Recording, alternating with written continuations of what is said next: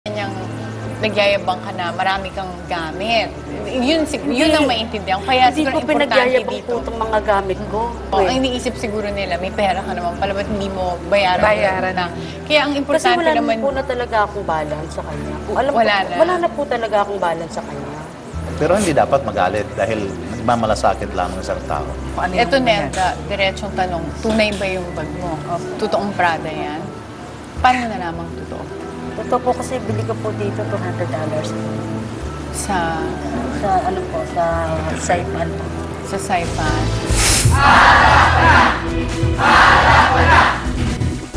Matapos ang masinsinang makikipag-usap ng ating mga bisita sa ating Konsyensya ng Bayan, pakinggan naman natin ngayon ang kanilang final payo.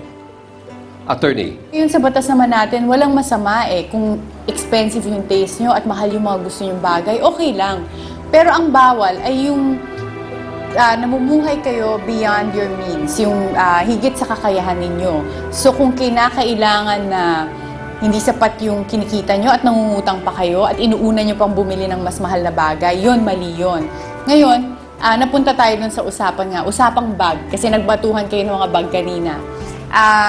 Tinatanong kita, sabi ko, unang-una, totoo ba yung bag mo?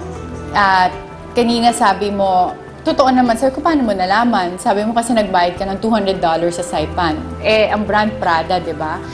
In my experience kasi, higit sa $200 ang mga bag ng Prada. Ngayon, hindi ko sinasabing ang basihan kung malalaman nyo kung totoo or peke ay yung presyo. Pero ang sinasabi ko dito, kailangan maging maingat tayo sa binibili natin. Kasi sanay na sanay tayo, yung mga tiyangge, makikita nyo, Gucci, Prada, LV, yung pala fake naman.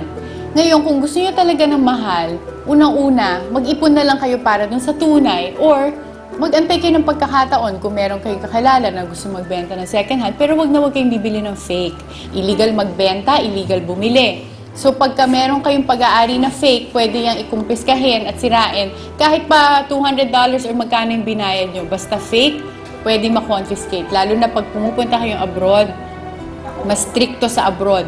Sa airport pa lang, pag nahulihan kayo ng fake, i-confiscate yan. At sa ibang bansa, mas mabigat pa ang parusa, baka makulong pa kayo. So ang payo ko lang para sa inyo, para walang inggitan, walang chismisan, live within your means at siguraduhin yung wala kayong natatamaang kababayan nyo o kaibigan ninyo kung mamumuhay man kayo.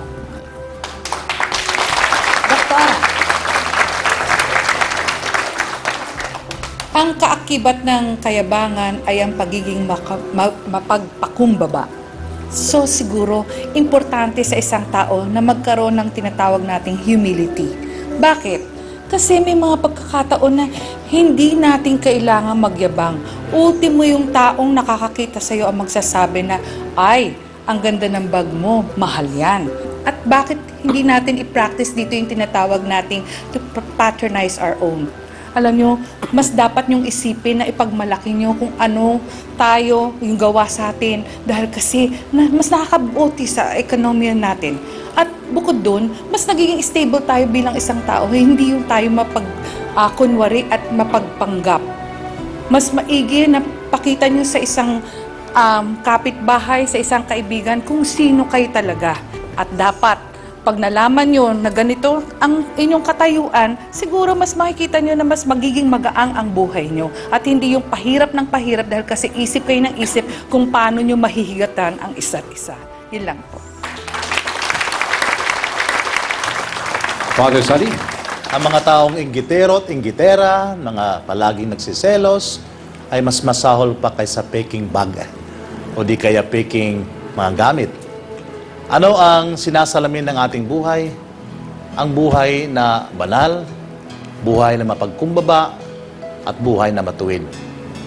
Ang mga tao na iinggit sa mga bagay-bagay dito sa mundo ay nagiging materialistic dahil po ito ang tawag ng vanity. Ito ang tawag ng mundo. Kaya ito ang nakakasira sa samahan at pagiging magkaibigan. Ngayon, alisin na natin ang inggit, bumalik na kayo sa pagiging magkaibigan. Nawa ang maghari sa inyong puso, pag-uunawa, pagtanggap, pagpapatawad. Salamat.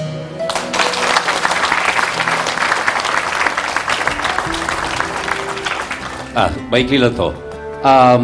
Dahil sa naging karanasan ko sa optical video board, Kapag nag-grade, at halimbawa kayo ay nandulumpo, at halimbawa namimili, pati kayo itatangay, bukod dun sa taong nagbebenta.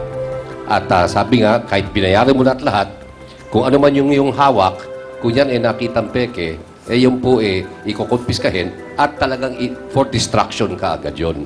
So, natin isipin na yung po tama, yung bumili, kahit sabihin ho natin peke. Pero itong bagay na gusto ko idagdag na pati siguro kayo magugulat, Prada, Hermes, Bottega, Gucci, Bali, lahat ng mga pinakamalalaking items, yung mga crocodile skin, yung balat na crocodile, dito po nanggagaling sa Pilipinas. Yung kaibigan ko po, meron siyang crocodile, crocodile farm, malapit lang dito 20,000 ang ulo.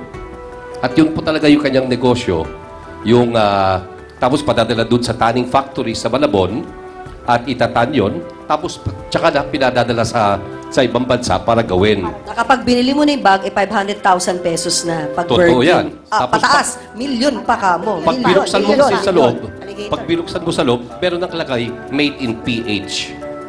Meron na sila ngayon. Starting 2013, nagkaroon ng made in PH. Tama naman, dito naman galing yung balat, di ba? Ng... From the Philippines! Dito po galing sa Be atin. proud to carry it. So, tama kasi kay Dr. Camille, tangkilikin ang sariling atin. Ang daming ginagawa dito. So, talaga tangkilikin ang sariling Pati atin. accessories. Yes, dito naggagaling. Dito Pangatlo, ginagawa. ito na yung akin. The world would be a better place if we spoke with each other rather than about each other. Mag-enjoy naman tayo kaysa yung pinag-uusapan natin ang isa't isa. Diyan naman ako agree, Edu. Yan naman ang sasabihin ko na kung may problema, hindi naman maiiwasan minsan nagkakaroon talaga ng alitan o problema. Diretsuhin mo na. Diretsuhin mo na siya. Diba? Ay, hindi nagbayad si Edu. Edu naman. Kailangan ko na. Sige na. O, di sasabihin mo naman, ay, hindi ko pa talaga kaya. O, pag hindi kaya, ano gagawin? Diba? So, gumawa kayo ng paraan na parang, o, di ganito na lang, bukas bibigyan ka ng ganito, ng drops. Pwede naman, pwede bang, wag na lang natin ipagkalat. Kasi, hindi naman sa lahat ng oras, I'm sure, dumarating din ang pagkakataon na ikaw din ang mga ngailangan o ikaw din ang mga ngailangan. Ano ba naman, wag na nating ipagkalat at i-chismis. Peking bag, peking alahas. Ito ba talaga yung may halaga sa buhay ninyo? Ay, may mga pamilya naman kayo, may mga kanya-kanya kayong pinagdaraanan. Hindi ito importante. Ang importante ay nagkakasundo kayo. Nagkakalapitan, magkakapitbahay, magkakaibigan. So, bago po na si Tin, dahil naisip-isip ko lang, dahil inamin naman ni Nelda na wala siya trabaho. Inamin ni RJ, may trabaho siya. Bilang lalaki, dapat siguro ikaw na magbayad ng utang ni Nelda kay Lenny. Fairness to that Basta idea. 700, kayang-kaya mo yan, di ba, RJ? Kayang-kaya. Okay, sorry, Tin. Solution, I love it. Oh, I love it, Paracoy. Ako naman medyo opposite ang aking point of view sa punto naman ng dreams and aspiration. Kasi I worked with an ad agency once kung bakit ito yung mga celebrity endorsers na kinukuha nila, bakit ito yung mga produktong nilalako nila sa market. Kasi nga, lahat tayo, meron tayong ina-aspire sa buhay na hindi masama. Dreams and aspiration. Sa isang katulad ni Nelda na nagtrabaho sa Saipan, di ba? Na surrounded ka by all these material things. Status symbol yan di ba? Gusto mo pag-uwi mo, ito yung refleksyon ng lahat ng pagod mo sa pagtatrabaho abroad. Whether it's, first class fake ba yun? Or imported, pero... AAA. May mga ganon, di ba? Alam ni Edu, yung mga AA, ganyan-ganyan.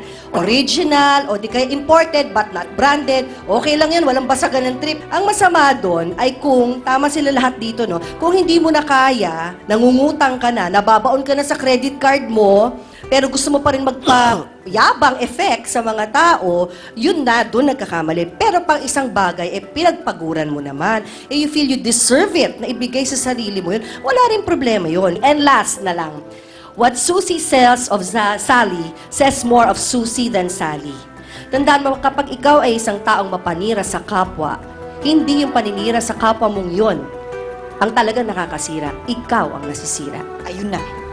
Kaya eto na, huling round na ng ating botohan taong bayan. Ang tanong namin sa inyo, inggiterang kapitbahay ni Nelda, dapat pa ba niyang patulan? Press A kung oo, patulan na yan. At press B naman kung deadmahin mo na lang. Taong bayan, vote na. A. Patulan, B. Dedmahin.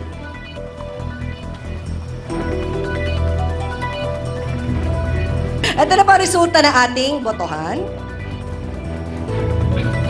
89% na nagsabi, Nelda, na dedmahin mo na. 11% na nagsabi, patulan mo pa. Kaya nga sa Frozen, let it go. Let it go. Material na bagay yan. Ito naman ang resulta ng ating online opinion meeting.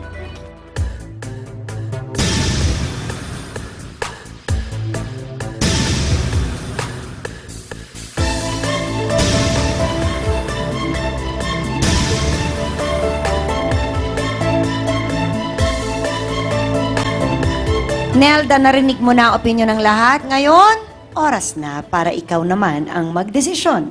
Nelda, it's time to face the people.